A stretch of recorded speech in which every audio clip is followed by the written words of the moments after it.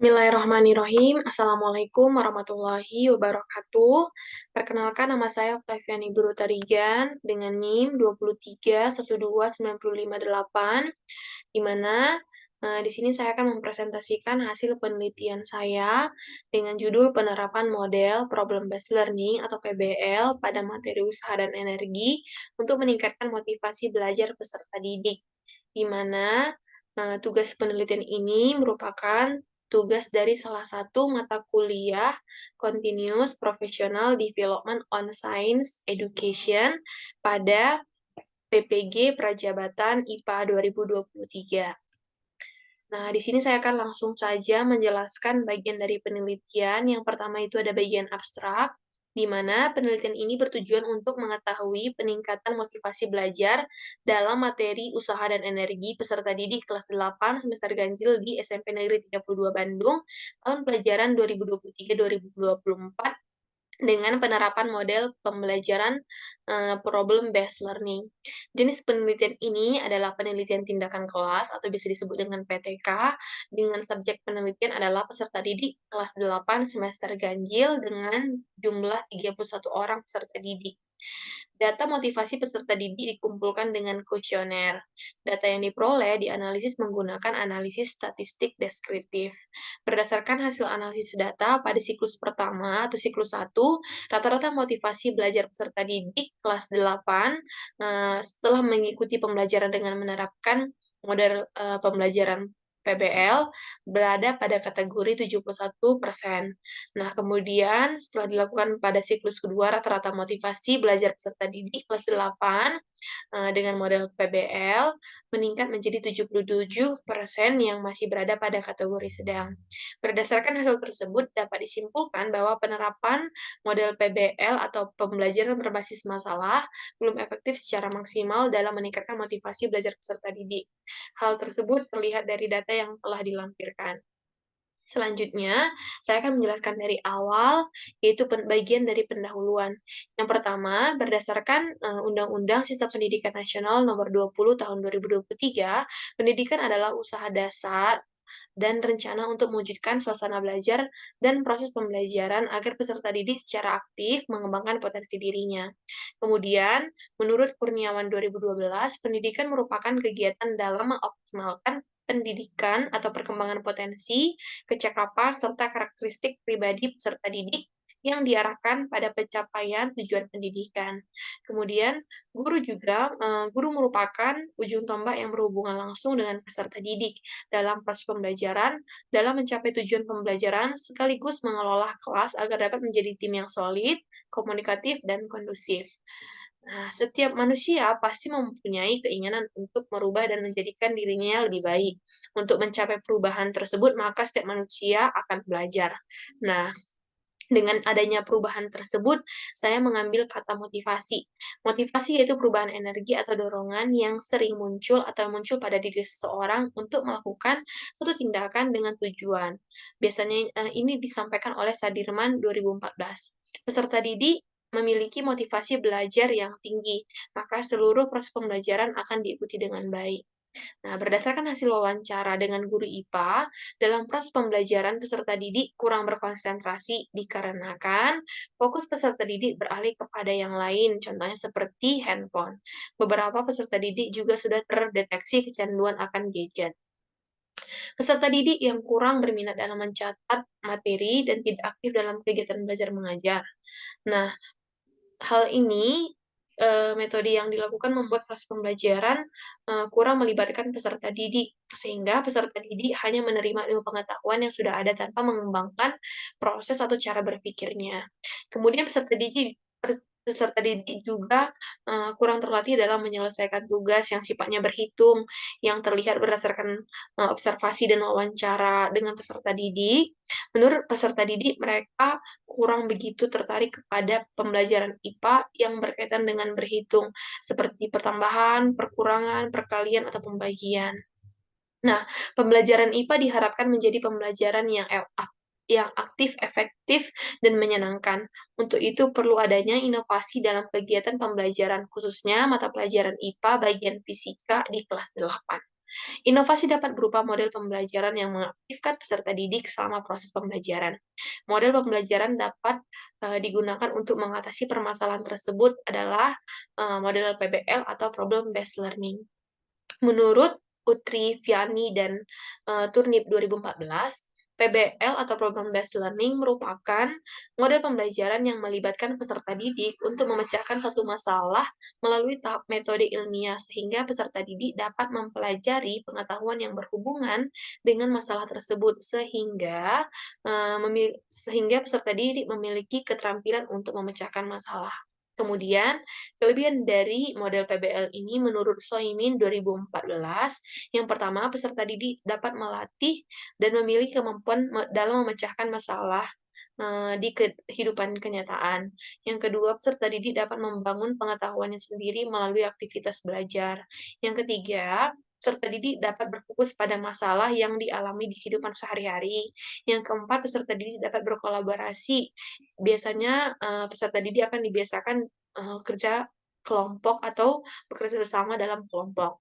Yang kelima, peserta didik dapat menilai kemampuannya sendiri, dan yang terakhir itu peserta didik dapat melatih komunikasi dengan baik. Kebaruan dari penelitian ini adalah belum ada peneliti yang melakukan penelitian mengenai penerapan model Problem Based Learning atau PBL pada materi usaha dan energi untuk meningkatkan motivasi belajar peserta didik.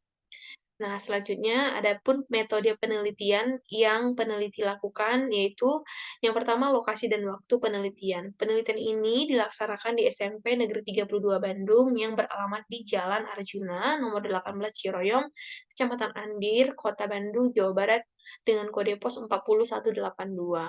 Subjek penelitian ini yaitu peserta didik kelas 8 semester 1 SMP Negeri 32 Bandung tahun pelajaran 2023 dengan jumlah keseluruhan 31 peserta didik. Dan desain penelitian ini yaitu jenis penelitian ini penelitian tindakan kelas atau PTK, di mana dari PTK terdapat 4 tahapan. Yang pertama itu planning atau perencanaan, kemudian ada action atau itu tindakan, kemudian ada observasi dan evaluasi, dan yang terakhir itu adalah refleksi ya. Dan untuk model PTK dalam penelitian ini saya lakukan dengan 2 siklus ya, yaitu ada siklus pertama dan kemudian sampai dengan siklus kedua. Nah, prosedur penelitian ini atau prosedur penelitian dari PTK tadi, yang pertama itu ada perencanaan atau planning, di mana tugas peneliti itu adalah menyusun modul ajar dan lembar kerja peserta didik dengan model yang telah ditetapkan, yaitu problem based learning. Yang kedua itu melakukan tindakan, di mana peneliti bertindak sebagai guru yang menyampaikan pembelajaran berdasarkan modul ajar. Pelaksanaan pembelajaran ini menerapkan model PBL. Yang ketiga itu ada observasi dan evaluasi, di mana penelitian melakukan evaluasi dan observasi itu secara berkolaboratif, yang di mana berkolaborasi antara guru dengan observer lainnya, di mana observer pada penelitian ini berjumlah 3 orang. Yang pertama itu ada guru IPA atau guru PAMO yang terdapat di sekolah, kemudian yang kedua itu ada teman sejawat yang ikut serta mengamati peserta didik dalam meningkatkan motivasi belajar. Yang keempat, terakhir itu adalah refleksi. Peneliti melakukan atau mengumpulkan data yang diperoleh selama observasi, yaitu berupa lembar aktivitas guru, angket dalam mengukur motivasi belajar peserta didik. Nah, kemudian untuk siklus keduanya sama pelaksanaannya, cuman untuk pelaksanaan siklus kedua itu merupakan perbaikan dari siklus satu. Selanjutnya, langkah-langkah dari problem based learning itu terdapat 5 langkah. Yang pertama, itu ada memberikan orientasi mengenai permasalahan kepada peserta didik. Yang kedua, atau langkah yang kedua, yaitu mengorganisasikan peserta didik untuk belajar dalam meneliti. Langkah yang ketiga itu membimbing penyelidikan individu maupun kelompok. Yang langkah keempat, mengembangkan dan menyajikan hasil karya. Dan langkah yang terakhir atau langkah yang kelima, yaitu menganalisis dan mengevaluasi proses pemecahan masalah, di mana pada langkah-langkah PBL ini sudah tertera aktivitas guru dan aktivitas dari peserta didik. Selanjutnya, Teknik analisis data yang digunakan dalam penelitian ini atau dalam penelitian tindakan kelas ini adalah dengan menggunakan teknik analisis deskriptif kuantitatif, di mana metode deskriptif dan kuantitatif ini adalah suatu cara pengelolaan data yang dilakukan dengan jalan menyusun secara sistematis dalam bentuk angka-angka atau persentase mengenai suatu objek yang diteliti sehingga diperoleh kesimpulan. Menurut Agung 2014. Rumus dari kategorisasi dalam, penelitian ini, yang pertama itu ada kategori tinggi, di mana X lebih besar daripada M ditambah 1 dikali SD. Nah, X itu apa? X itu merupakan skor total, M itu merupakan mean teoretik, SD itu merupakan standar deviasi, ya. Selain kategori kategori tinggi, ada juga kategori sedang, kategori rendah. Hasil dari penelitian dan, pembahasan dari penelitian ini adalah, hasil kategorisasi siklus 1, terlihat dari tabel yang saya sajikan, di mana untuk kategori tinggi, yaitu untuk, kategori tinggi memiliki interval X lebih besar, 50, di mana, frekuensinya itu terdapat dari 5 peserta didik dan presentasi 16%. Kemudian interval 42 kurang dari 50 itu terdapat frekuensi 22, jumlah peserta didiknya, kemudian presentasi itu 71%, di mana termasuk kategori sedang. Kemudian interval X lebih rendah daripada 42, frekuensinya itu terdapat 4 dan presentasinya 13%, di mana termasuk dalam kategori rendah. Peserta didik kurang berfokus dalam mengikuti pembelajaran karena masih lebih tertarik untuk bermain gadget. Kemudian peserta didik kurang ikut serta dalam berkolaborasi, hanya satu orang saja yang mengerjakan tugas yang diberikan. LKPD yang diterapkan belum sesuai dengan sintak. Solusi yang dapat diterapkan dari masalah tersebut yaitu dengan membuat metode pengajaran presentasi dari setiap hasil peserta didik dan aktivitas fisik sehingga memunculkan keterlibatan peserta didik, kemudian menetapkan aturan yang jelas tentang waktu penggunaan gadget di luar waktu pembelajaran. Dari siklus pertama, adapun perbaikan dan, hasil penelitian selanjutnya di siklus 2, yaitu pada interval, X lebih besar dari 49, memiliki frekuensi 3 dengan persentase 10% dan termasuk kategori tinggi.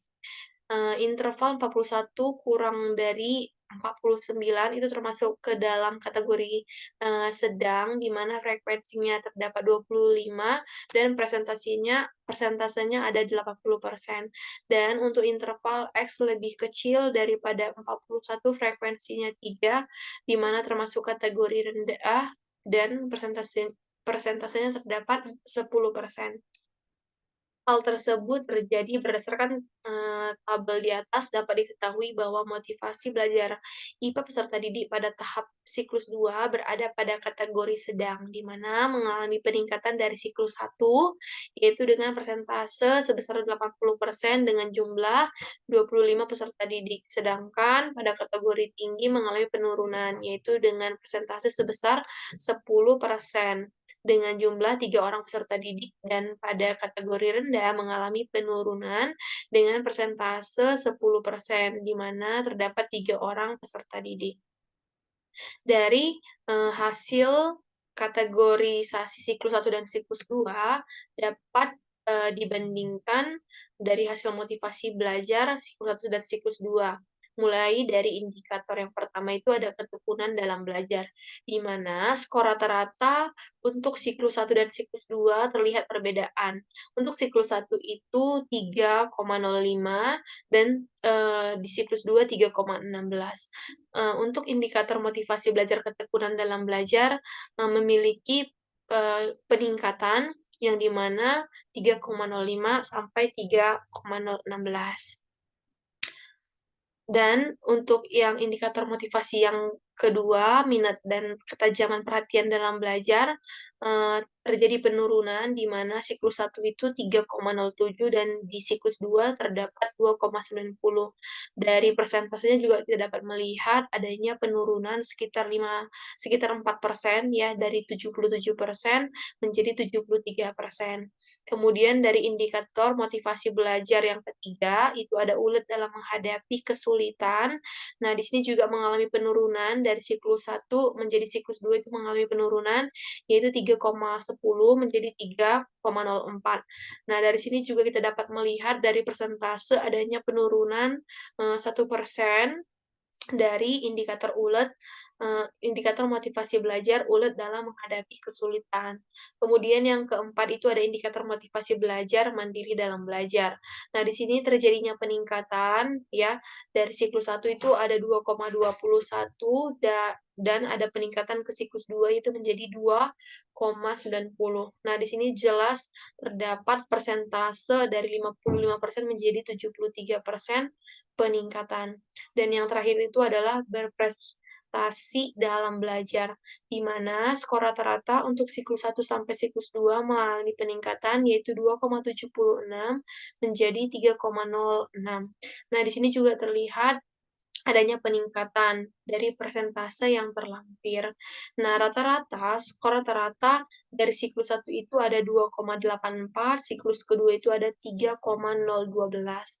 Artinya untuk, persentase dari siklus 1 dan siklus 2 mengalami peningkatan. Dapat dilihat dari persentase 71% menjadi 75%. Nah, hal hal ini juga, maksudnya meskipun demikian perlu ditekankan bahwa terdapat sebuah aspek yang belum mengalami peningkatan secara signifikan ya. Jadi dari beberapa indikator yang udah diteliti masih ada beberapa yang belum mengalami peningkatan. Hal ini juga merujuk pada indikator motivasi belajar yang sudah saya sampaikan, eee, sebelumnya.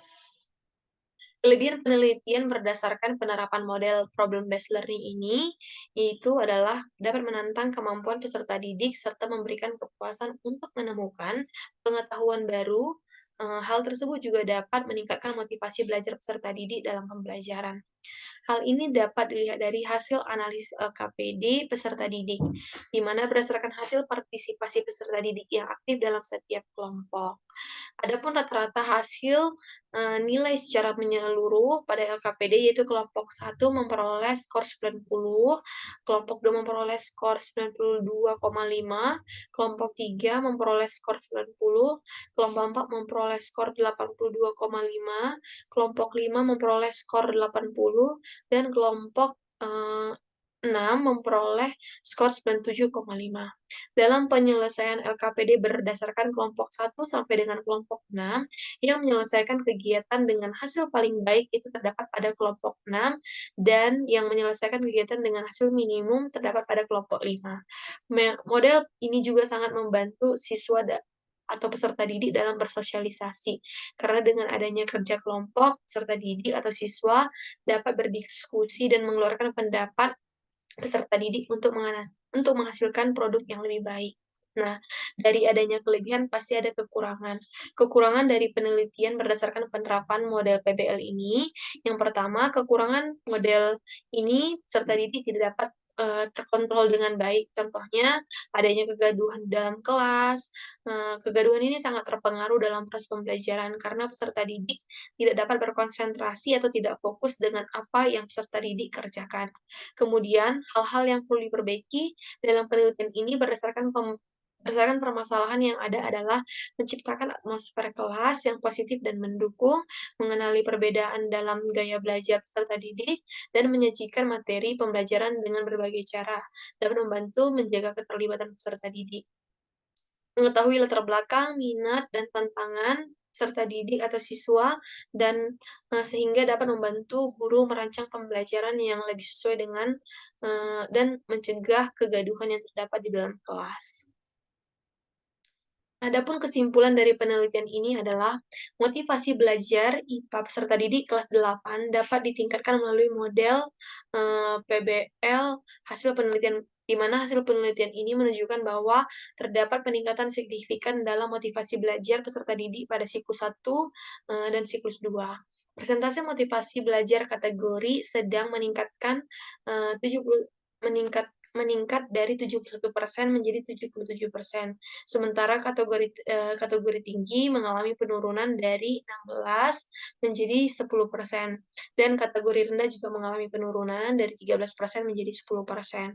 Nah, dari sini, dapat disimpulkan bahwa penerapan model pembelajaran berbasis masalah ini belum efektif secara maksimal dalam meningkatkan motivasi belajar peserta didik. Oleh karena itu, dalam rangka meningkatkan motivasi belajar, perlu mengkaji kembali penerapan model pembelajaran yang telah digunakan. Hal tersebut mencakup pertimbangan untuk menjadikan proses pembelajaran lebih menarik, merangsang keterlibatan peserta didik, dan menggalakkan semangat belajar yang aktif. Kemudian, pentingnya mempertimbangkan metode pembelajaran diferensiasi sesuai dengan karakteristik dan gaya belajar peserta didik, agar dapat memberikan dukungan maksimal terhadap motivasi belajar mereka. Sebagai tahapan selanjutnya, penelitian diharapkan untuk mengevaluasi pemahaman konsep IPA, khususnya pada materi usaha dan energi, dengan fokus pada peserta didik di berbagai sekolah dan materi yang beragam. Nah, berikut lampiran referensi yang saya gunakan. Sekian yang dapat saya sampaikan. Terima kasih. Wassalamualaikum warahmatullahi wabarakatuh.